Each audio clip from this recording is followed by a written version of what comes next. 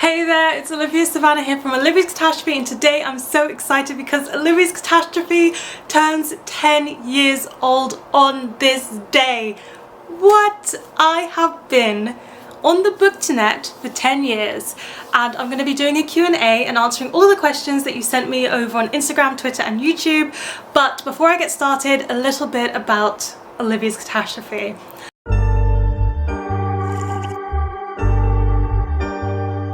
Olivia's Catastrophe was created by 14-year-old me over on Blogspot, and it was a blog post, and that was my very first one. It was not a book related blog post. I did 3 blog posts before I got to anything book content related, and I quickly and swiftly fell into the book blogging world. I migrated over from Blogspot over to WordPress at a certain point when someone nudged me and said, wow, you take such nice photos of books for your posts, you should start an Instagram. I created an Instagram dedicated to books while I was in Cyprus, and then someone said, why don't you try YouTube? So I created a YouTube for books, and then I created a Twitter for writing, which gradually changed in handle to Olivia's Catastrophe as well. And since then we've joined TikTok, we've joined Threads, we have joined Patreon, and we're here today. And I decided to celebrate it on YouTube, as YouTube is my biggest platform, but also one of the platforms that I feel most myself on. Over the years, I did definitely switch from being mostly a blogger to mostly a YouTuber, but of course I'm still across Instagram and TikTok and other places too.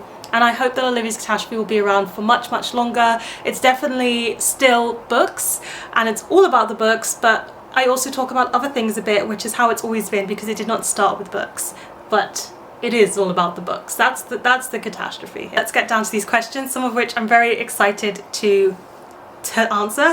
I've got the Twitter ones to start with because they're few and far between.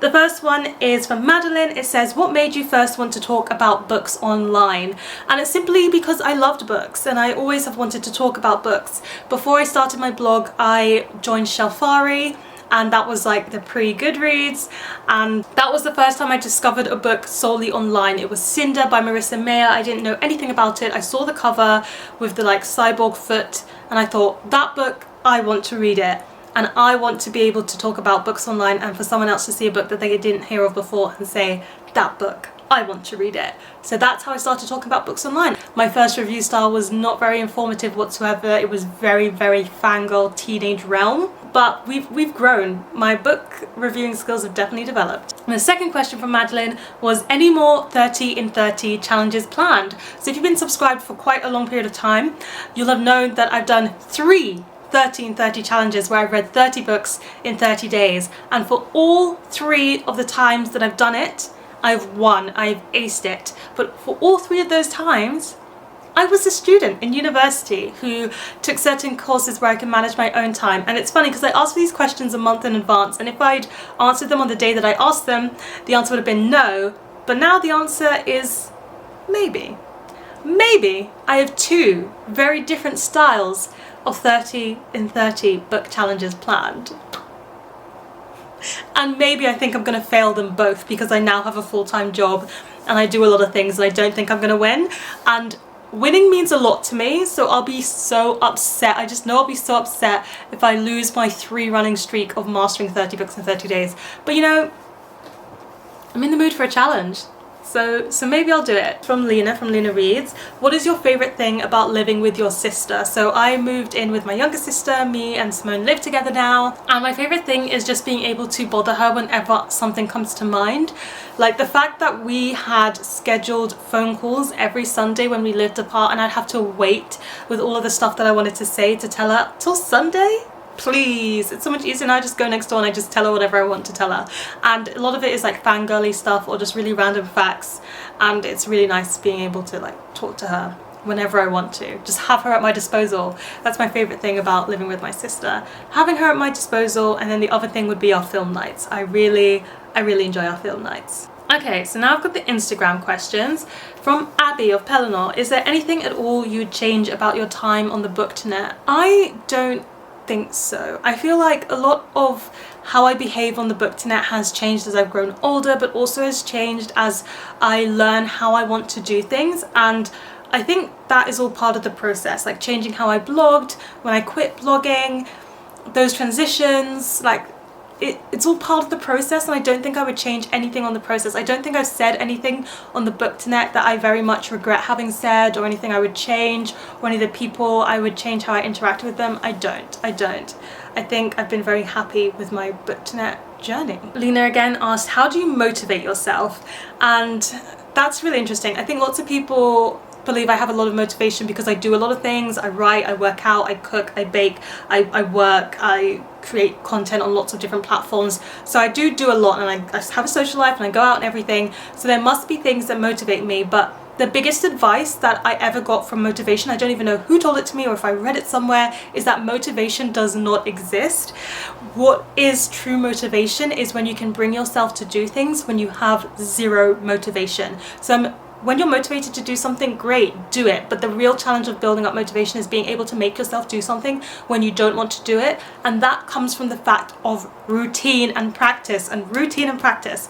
And routine comes a lot from just doing things at the same time every day, but also the payoff. Once you do something and you know, like, I did yoga, that makes me feel good. What motivates you then is not the fact that I should be doing yoga every day to be fit, which is where I think a lot of people place their motivation. The motivation should be on, once I do this, I'm going to feel like this. I don't feel like this now. I don't feel like doing it. I don't feel that happy vibe that I get after doing yoga. But I know that once I've done it, that is how I'm going to feel, and I want to feel like that. So that is motivating you, what you want. You've got to decide what you want and go for that. I want to publish a book. Maybe I'm not motivated to write the book right now, but once I publish a book, I know that I'm going to feel very accomplished and proud, and I chase that feeling rather than the feeling that you're in now, or a feeling or a sense of obligation.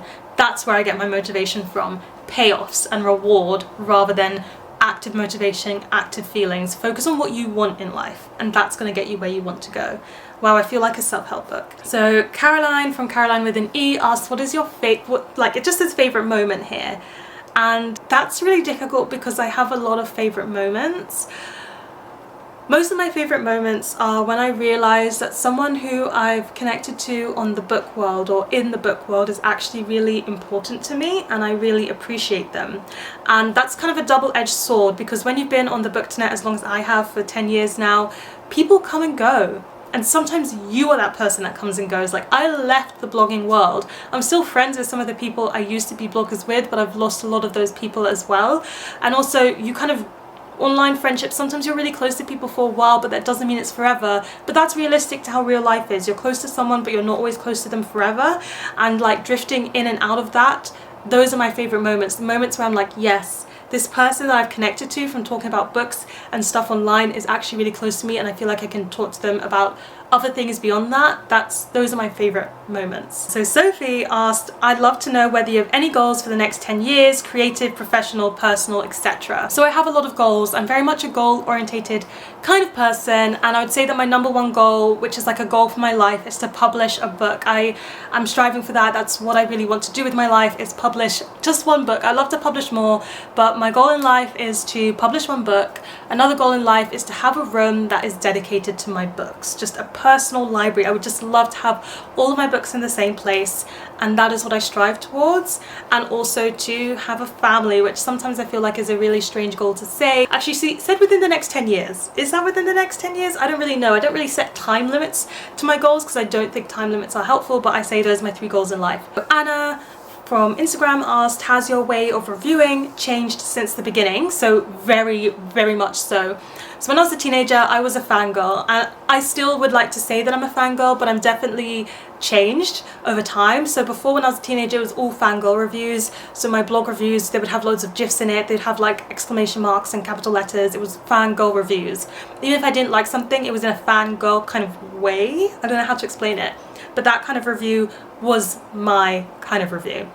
Then I went to university and I started reading books in quite a different way. I gained analytical skills and deeper thinking skills, and that has definitely had an impact on what I was reading at the time, but also how I review books that are also not classics. While I was at university, what I really appreciated about university was not only teaching me how to read books or how to analyze, but also teaching me who is missing in these narratives, and how creative writing and books have an impact on social situations. And I went to a lot of protests in uni, and I did a lot of social work, and I think uni did not only build my education, but it also built a lot of my values. Or during that period of time, not saying that university was what built my values alone, but during that period of time a lot of my values were solidified. I guess it happens as you're an adult who lives away from home and you question what you've been taught and you decide what you've been taught that you're going to take on or not, etc, etc. So a lot of my social values were built and a lot of my reading skills were built, and combined that created a very new reviewing style which was a bit deeper.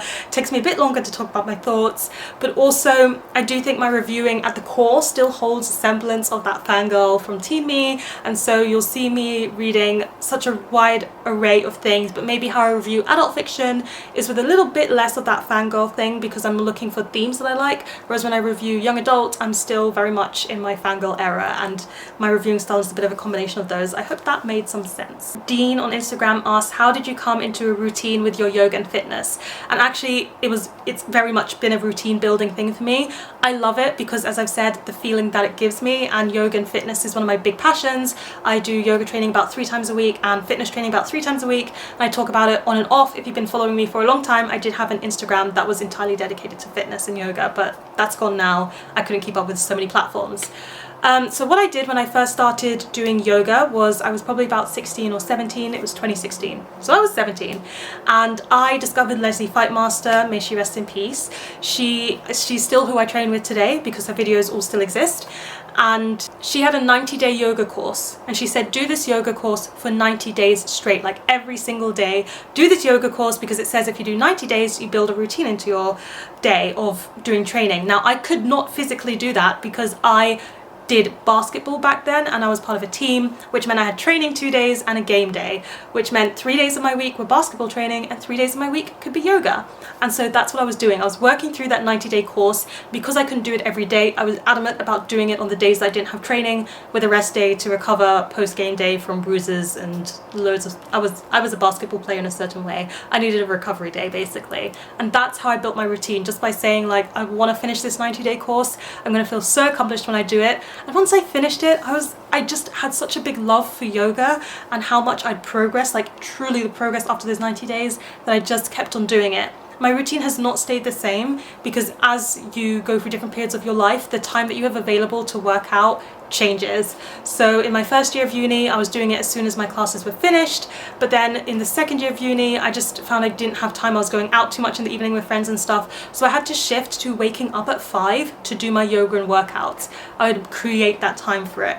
Then I'd have it done for the day and the rest of my day could unfold. But right now I'm back to switching to doing it at 5 AM because so much is going on in my day, and also post-work I'm tired. I want to get it done. It has to be in the morning. So it changes, but let your routine morph. Like, build a routine and let your routine morph for how you want to live your life. Mary from Mary Among Stories asks, what's your favorite thing about being a content creator and how do you get inspiration? And congratulations. Thank you, Mary. So my favorite thing about being a content creator is when someone messages me saying, I read this book or I did this thing because of you, and did this thing is new to me. Like, I love it. I love it so much. I think more than ever recently. So before, when I did my blogging, I'd have a life update, but it didn't translate into how vlogs translate, and I've had so much fun doing vlogs lately, and having people say, I went and got bubble tea for the first time after they watched me drink bubble tea and read the Tea Dragon Society in a vlog, made me feel unbelievably heartwarm. Or people who, over my vlogs this year, or for longer than a year now, I've been drinking puka tea in between from the tea calendar, and some people came to me and said, I've tried puka tea for the first time, or I got puka tea because of you. Again, it just warms my heart that people are discovering new things that they like because I recommend them. And I'm used to that being people saying, I picked up this book and it was perfect for me and it shattered me, or it blew my mind and it was 5 stars and it was a new favourite, so thank you for recommending it, or it changed my perspective. I'm not saying I got used to that feeling because it's still always so lovely and refreshing, but it feels different when people do it in a different way. When I did the Raven Cycle recommendations video for fanfic, I thought, who's gonna watch this and who's gonna go and read these fanfics? But then someone on Twitter came back and said, I'm crying and shaking at 1 AM because I read this amazing fanfic and it moved me so much. Thanks, Olivia-Savannah, for recommending it. And I was just like, that's my favourite thing right there. And what brings me inspiration? My inspiration comes from a lot of different things. Sometimes it comes from the book itself. So reading books with food on them and then wanting to eat that food. It just made sense to connect the two. What else brings me inspiration? Sometimes other people's content, and always make sure you mention when their content brings you inspiration. I think that's for video content. If it's for like writing, a lot of it is personal experience. I'm a personal experience writer, but also, and the last Instagram one is from Daniela from Only for a Page. Favorite 3 videos you've ever made? That is a really difficult question. I'm gonna try my best to answer it. So my favorite video that I've ever made that I put the most effort into is ranking every single one of Shakespeare's plays. It's one of my most viewed videos, which also makes me incredibly proud that one of my favorite videos is one of my top 3 watched, my top watched videos. That is a video that was like a marker for me in my life, because I made it after I finished reading the complete Shakespeare works. All of his plays, all of his works that are not plays, I read them all, and I love Shakespeare, like through and through. I'm a Shakespeare fangirl. I adore his work. So making that video was just like a compilation of a big project that I was undergoing kind of gradually, but also just my love for Shakespeare in one single video. I also never write out a script for a video, but there were like 33 to 36, I forget how many plays that he's written versus works, maybe it's 33 plays. I think it's 33 plays. He's written like 33 plays, so I was not going to remember the synopsis of all 33 of those plays, and I didn't want it to be too long, so I had to plan ahead. I had to write a 1-sentence synopsis for each play, and then I had fun ranking them. It was also a technically difficult video. I'd never done a ranking video before. I never kind of had 2 screens at the same time for a video before, so that editing process was frustrating, trying to make it work. It was something new that I'd never done, but I was so proud of the result, and people watched it over time. Like when I made it, it wasn't the most popular video ever, but over time it's become one of my most popular videos, and that was special to me. The next video I'm very proud of is a video series.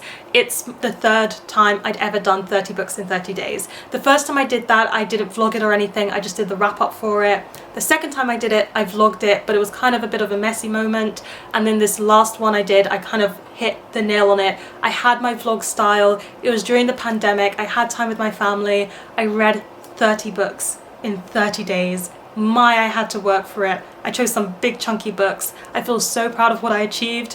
I also did that while I was writing my dissertation. I handed in my dissertation during that challenge. I handed in my creative writing project, which is the dissertation for my creative writing side of my course. I achieved so much in that month, and I was so proud of the vlogs. So another video series that I'm really incredibly proud of and will always be a favourite in my heart, it's actually my favourite video to film every single year, that's books by Black authors with Black characters. I film that once a year in February to celebrate Black History Month in the US, and I kind of look through all the books that I've read for the past year, and I choose 20 books that I just really loved and really recommend by Black authors. And I try to, it's not even all of my books that I've loved by Black authors in the past year, I try to mix and match with age audience, with genre, and try and give you a bit of everything format and all that. And I love those videos, and I love that people find them and watch them. Most of them are my top viewed videos, and I love that people watch them and find them and try and find Black authors, read Black authors today, forever and always. And it means a lot to me to be able to promote Black authors as someone who's aspiring to be one myself. There's a lot of questions here, so let me answer them. The first one is from Christina. Congratulations on your 10-year anniversary. If you could pick one book that hasn't got enough attention to encourage more people to read, which one would you pick? Oh my gosh, Christina, what a question. Oh, I should have planned my answers ahead. How am I going to choose one? Oh, this is painful. This is really, it's a tough question, but I do think The Summer That Melted Everything by Tiffany McDaniel is a book I really, really love, and it's really underhyped. And I know that she's got a lot more fame lately for some of her newer releases like Betty, but I still think that's a really important one. It's set in Brethid, and that's a small town, and the pastor of the town invites the devil to come and stay, and the devil comes in the form of a very young boy with really vivid green eyes, and he says, "Hello, I'm the devil, I've come to stay for a bit." And it's really interesting because it's asking the question of, is the devil a person, a force of being, an evil creation, or is the devil in the people in this town? Because the way the people react to this little boy who comes and says he's the devil is something else. and it also has a lot to do with the pastor's family and the members of the family, and I don't want to spoil anything for you, but it has a lot to do with a certain type of discrimination and a lot to do with the quiet ways in people live their lives, but hate that is geared towards them, or telling someone they have to live a certain way can shatter and ruin and impact someone's life. And I think it encapsulates a lot of what's wrong with the world in terms of how we treat other people and how we judge people and treat them how we believe they should be treated based on that judgment. And if we could remove judgment, remove hate for visible things or for what we believe about someone, the world would really truly be a better place. And I think that book encapsulates it. So that's the one that I'm gonna say is underhyped and lots more people should read. This is from Spread Book Joy. Congratulations. My questions are, what have been your top standout moments or achievements in the last 10 years? And how has booktube changed you as a reader? So for achievements in the last 10 years, I think that goes above and beyond booktube. I don't know if she meant it in a booktube way, but I think the things that I'm proud of doing in the past 10 years would be, I haven't been alive for that long, guys, so finishing the IB, which is the equivalent of A-levels, that's international. That was one of the hardest things I've ever done. I also did it while being a member of a serious basketball team, while creating content regularly throughout the whole process, and I'm just really proud of what I achieved at that point. Getting into and graduating from university, I feel like I made myself a lot during those years, and I really valued and took advantage of my university years to the best of my ability. I'd have to say going on a year abroad to Australia and giving myself permission to live that far away from my family. If you know much about me, I'm really close to my family, so knowing that I wasn't going to see them for a whole year was a really big deal for me and really difficult to do, but I am someone who loves to travel. I am someone who likes to have those really unique experiences, so I'm proud of myself for letting myself go to Australia and not be held back by anything. And I'm proud of myself for scoring my writer mentorship, because to me that just marked a signifier that yes, I can do this writing thing, yes, I've been doing it for ages, yes, I've been trying, but there's something there. Oh, and also getting my job in publishing. That was a big deal for me in the last 10 years, and I still work there. I'm still working in publishing. And then how has booktube changed me as a reader? Booktube actually, has it changed me as a reader? I think there's one moment where it really changed me, which was when I decided I was going to start reading middle grade again. I didn't actively stop reading middle grade, but I didn't read it. I was just like, I discount that, it's for children. No, I'm not going to read it anymore. I read it as a child and I don't need to go back to it.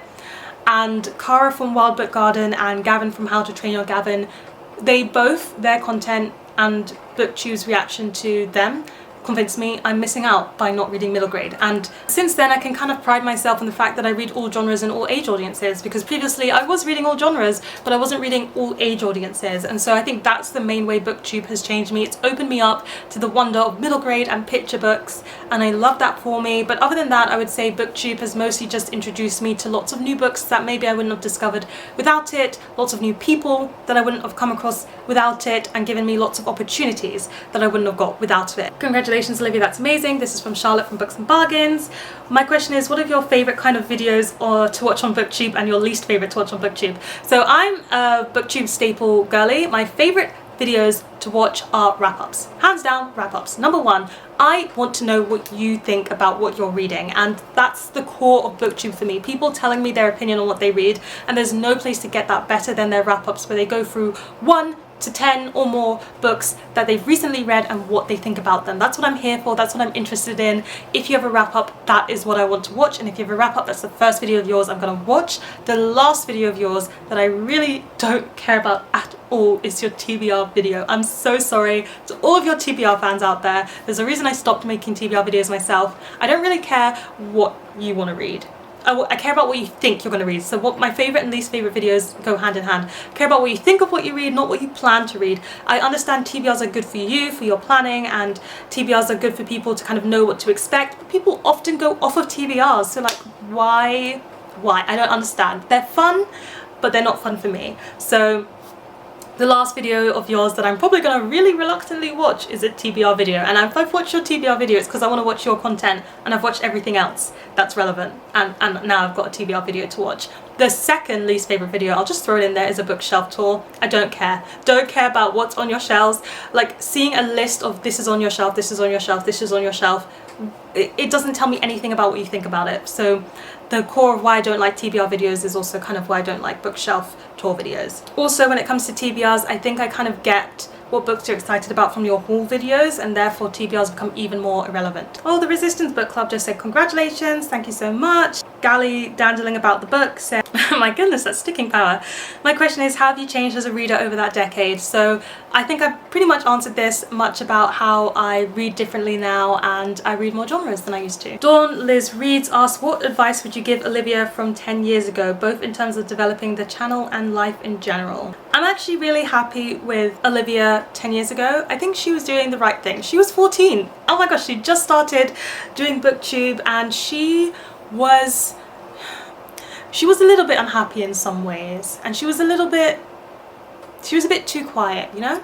But she had a secret spark within her. Not too soon after doing all of this, she was going to go to China by herself for her first trip ever. I think I was about 15. I was really young when I went to China by myself, and it was all safe and everything, but when I was 14, I realized that I was a bit too quiet. I realized I was holding myself back, and I decided I was going to change and do something about that. So I started to just do things that I loved and do them incredibly. And what I would tell Olivia-Savannah from 10 years ago is, you keep on doing that. You keep on doing what you think is right for you, and you don't let fear hold you back. That's one of my key mottos in life, is don't let fear hold you back, and do not conform to the patterns of this world, which is a Bible verse. I'm a Christian, but also I think it's a jolly good motto to have in life.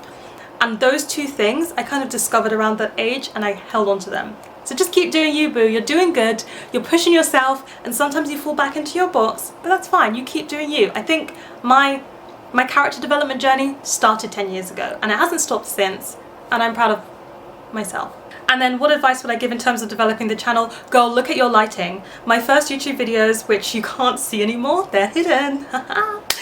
Wow, the lighting was awful. And some of the old ones I've kept because they got a significant number of views, or they continued to get views, baffles me.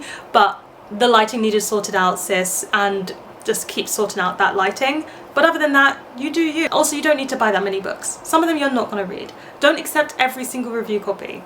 You don't need them all. That's some advice that I would give her, because sometimes I think when I was younger, I really wanted to help all authors over reading books that I enjoy, and I still want to help authors, I still want to develop authors best I can, but I also know that I can best do that by reading books I truly will enjoy. From Evie Olive, congratulations, do all your family enjoy being in your videos? Who seems to like being featured the most? So none of my family mind being in my videos. I've been doing this for quite a while now, so they're all kind of used to me whipping out a camera or being like, I'm vlogging, and you've met them all, you've seen them all. Like for example, in my Christmas vlog, they're all there, and I do always check, are you happy for me to put this up online, like with you in it? Yes.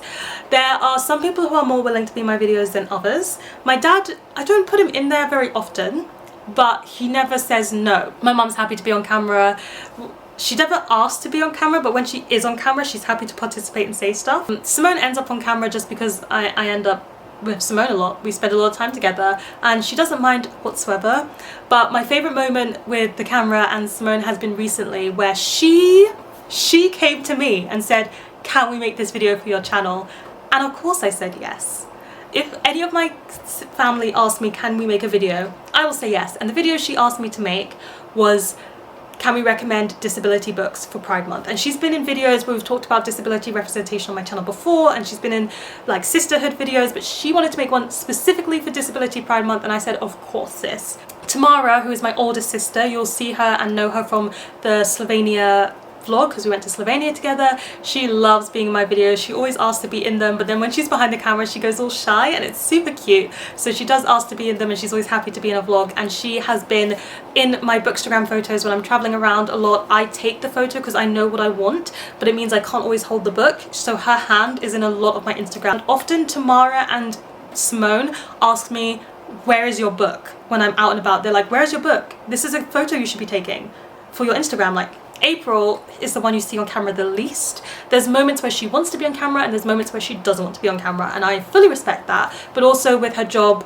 it's a bit complicated, so she can't always be on camera, which I love and respect, but she wants to be on camera a bit more, and maybe in the future she can be, but we shall wait and see. She was in my Patreon book club where we discussed Do You Dream of Terra-Two, and she might appear in future Patreon book clubs if the books align with what she wants to read, but she is the one who I talk to about books a lot, and we have a lot of discussions, like intensive discussion about books, and I know she wants to bring some of them to the camera maybe sometime in the future. It almost looks like autumn, but it's Atu Multi in the Clouds asked, I'm always curious to hear about people's jobs, if you're comfortable sharing. How did you end up working at your current job? Do you have a dream job, realistic and or wildly unrealistic? So I currently work at Canongate Books, which is an independent book publisher. We publish authors such as Matt Haig, the Alan Rickman diaries we recently published. We also publish some nature writing books, lots of non-fiction, and some of the books that I read and feature in my videos will, full disclosure, be Canongate books, but I can share my honest opinion, no problem.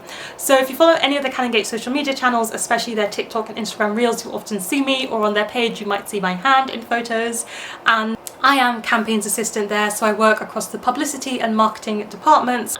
People say, like, what is your dream job? And I've had kind of 3 dream jobs, and I've achieved one of them now, which is working in publishing. I didn't even have a position in publishing that I wanted, I just wanted to work with books. Sometimes I dream of being a primary school teacher. I was a teaching assistant for several months in different spits and spats and places, and I've done kids church for so many years of my life now, and I love working and being with kids. I've au paired and stuff, so sometimes I dream about being a primary school teacher, but I don't know if that's ever going to happen or what that would look like or when I would do it, because I'm enjoying working in publishing for now. And last but not least, the ultimate dream that I don't even dare to dream about because it feels so far away, but it still will always be in my head, and that is to be a full-time author and a full-time content creator. I would love to just be able to create content all the time for my job across all of the platforms and have the plethora of time to be able to do that realistically, while also just having the time to write and churn out books. I've got so many ideas that I want to write and so many ideas that I want to publish, and I'd love for people to be able to read them. So if I could do everything, I might teach yoga on the weekends and then spend 3 days a week writing and 2 days a week creating content, and somehow be able to cobble together my income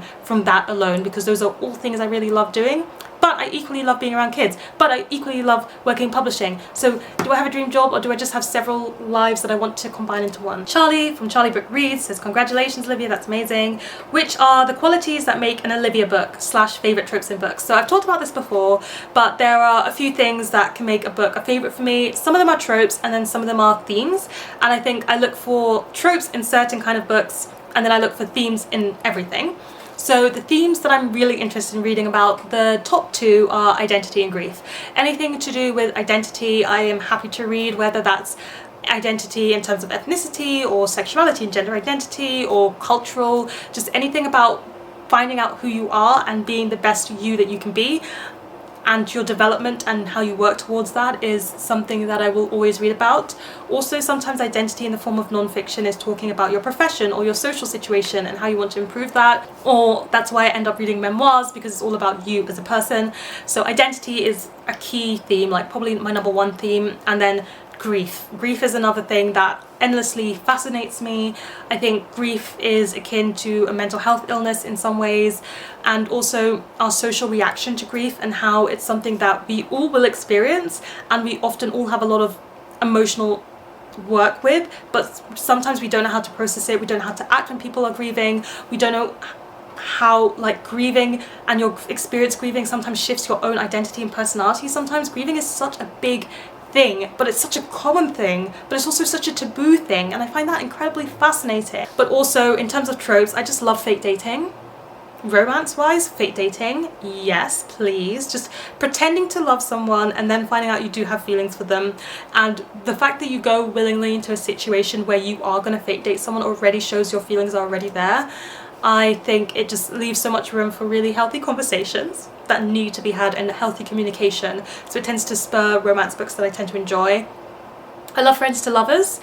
I think friendship is so important. Actually, I would just say friendship is one of the key things I like to read about. So if we're talking about romance, it's friendship to lovers, because I love seeing those friendships develop, and relationships with people I find is really important. So if it focuses on friendship and it becomes friends to lovers, I will endlessly adore it. And that's why I'm a slow burn girly, because I think relationships do take time to form. And then my favourite trope, which I often say is my favourite trope of all time, and I strongly believe it is found family. Again, I really think relationships are important, identity is important, and I think on your identity journey, you tend to find people who connect with you for important reasons. But really, if you boil it down to one essential thing, it's character development. Just give me any type of character development, even if it's from an unlikable to a likable character, and I will adore it. Okay, so Soleil from Little Readers Corner says, yay, congrats. What have you noticed about the evolution of the online book community? Do you miss your former years or do you appreciate the current era? Ooh, that's a big question.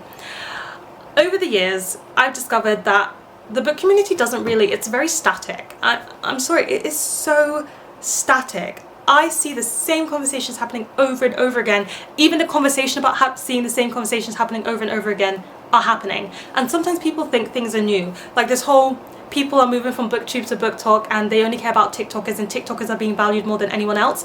I saw that conversation happen when the book blog to booktube pipeline was happening and channels were becoming the thing and book bloggers felt forgotten and underappreciated, and then the booktube to book Instagram pipeline and then book Instagram to book TikTok. Like, it happens. It's happened again and again and it always ends up at the same place. The thing that hurts me the most is that we're still seeing a lack of diversity. It's been 10 years. 10 years and the diversity conversation is still happening. I have seen so many black content creators come and go like clockwork because they're underappreciated and they're not getting the same level of views and they're not, it's just not happening. And though we push the diversity talk to the front, as someone who is looking out and seeking out diverse TikTokers to follow, I struggle to find them. How am I struggling to find them? It's a combination of algorithm, it's a combination of lack of recommendations, it's a combination of a lot of things, but it pains me to see that argument and that problem coming up again and again above all the others. And do you miss the former years or appreciate the current era? It's hard for me to talk about because I try not to focus on negativity on booktube, but my channel has never been more popular than after the murder of George Floyd.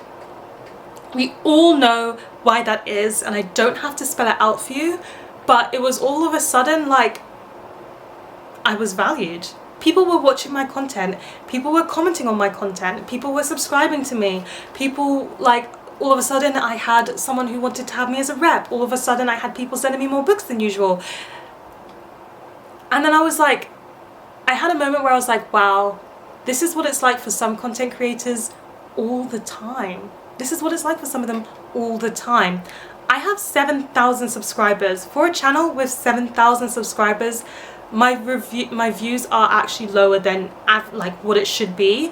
And also I have people who subscribe to me and they never watch me, and I know I'm ticking a diversity box for their subscriber list, and that's fine. People can do what they want. I'm not complaining. I'm so happy to have this platform. I'm so happy for the people that do regularly watch and the views that I do get, and I've not quit because of that.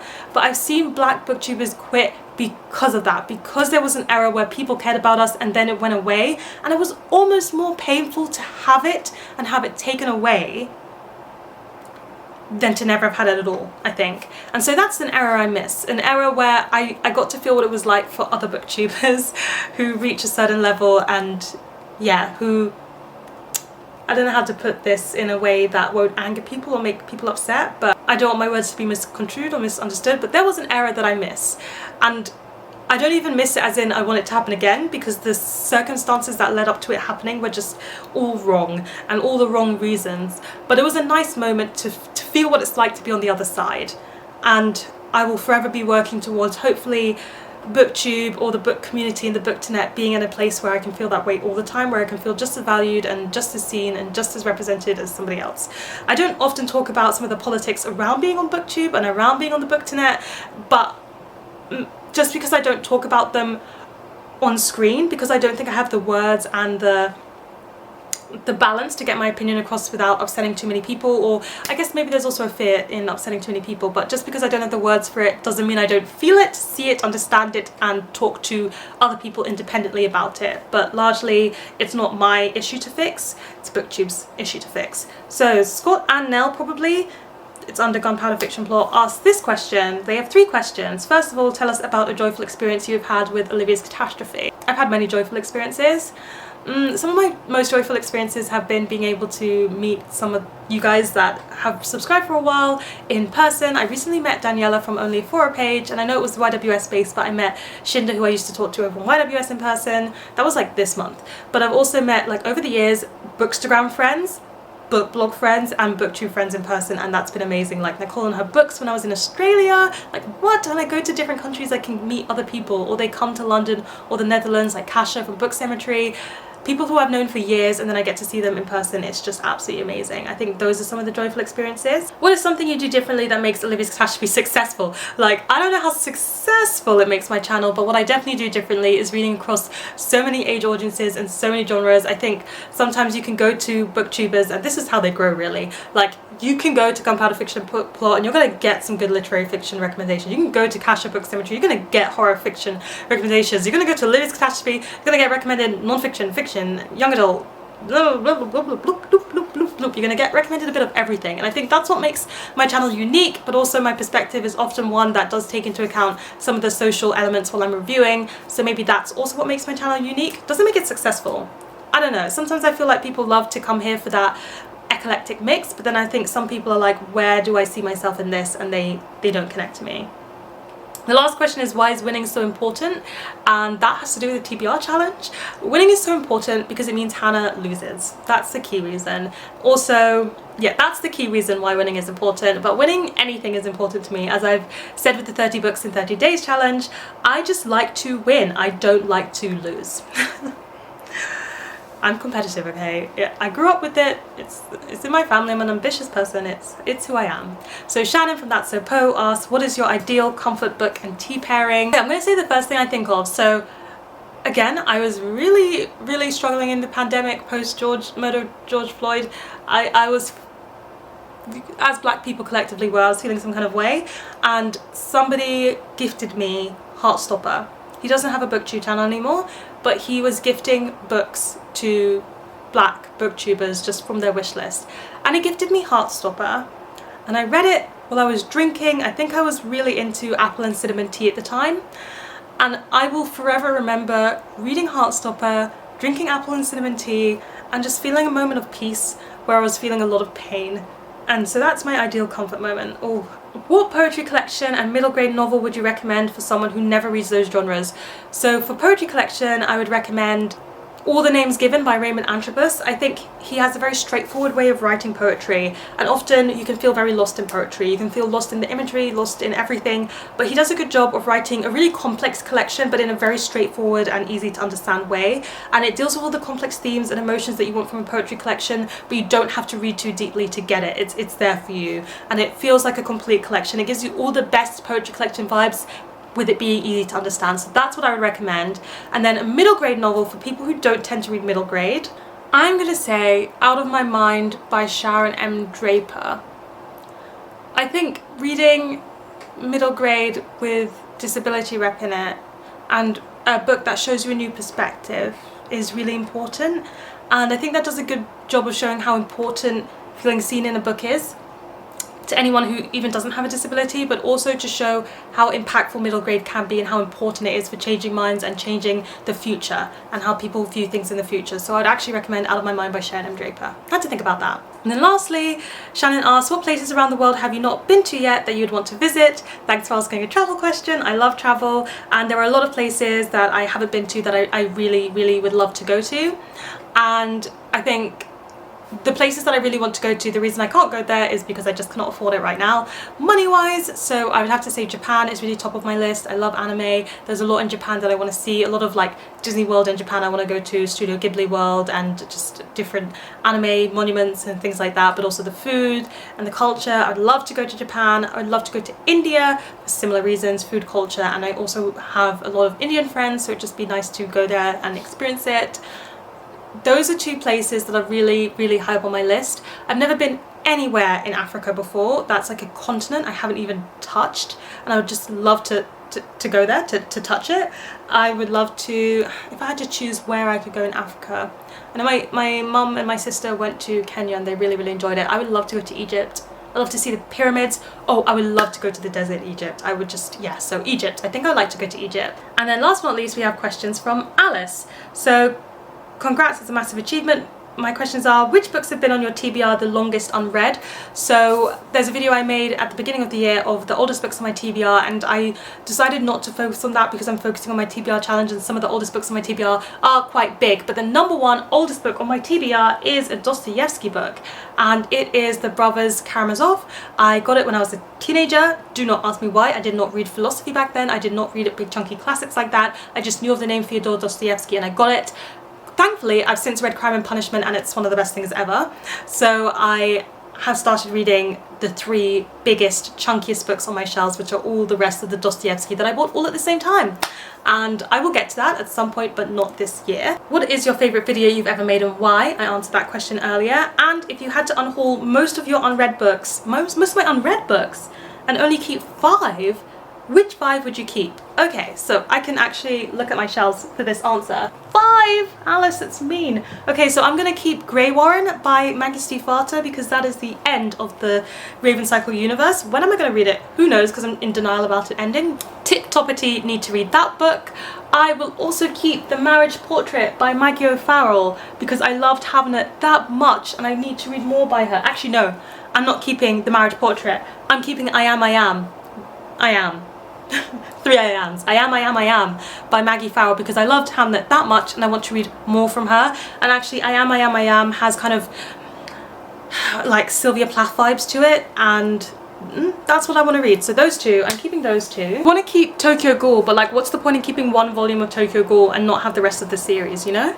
I'll say I'll keep 1 volume of Tokyo Ghoul because the fact that I'm thinking about it means that I do really want to keep it. So I'm keeping Tokyo Ghoul, volume 1. It's 3 books. I'm also keeping The 100,000 Kingdoms by N.K. Jemisin because it's N.K. Jemisin and I fully believe I'm going to love it and adore it and I want the chance to read that. So I'm keeping that too. Guys, I think I'm going to go with Maggie Stiefvater again. I think I would also keep The Scorpio Races by Maggie Stiefvater. I've had it for a really long time, but people say like if you love the Raven Cycle, you're going to love that one just as much. So I think that is going to be the other book I'm going to keep. I've made my choices. Those are the books I'm keeping if I can only keep 5 books from my unread shelves. So there you have it. That was my Q&A. That was really long, but thank you for all of your questions. I hope you enjoyed them. Maybe I'll do another Q&A at some point in the far future if I reach another milestone, who knows. Thank you for being part of my Olivia's Catastrophe journey. May it continue on for many years. You're all fantastic, fabulous people. Please let me know in the comment section down below what's something that you are proud of, whether it's happened recently or a long time ago. Let me know. Give this video a thumbs up if you enjoyed it. Hit that subscribe button if you want to see more. Don't forget to hit that notification bell to be updated every time I upload a new video. And you know what they say, for 10 more years, let's hope, onwards and upwards. Excelsior!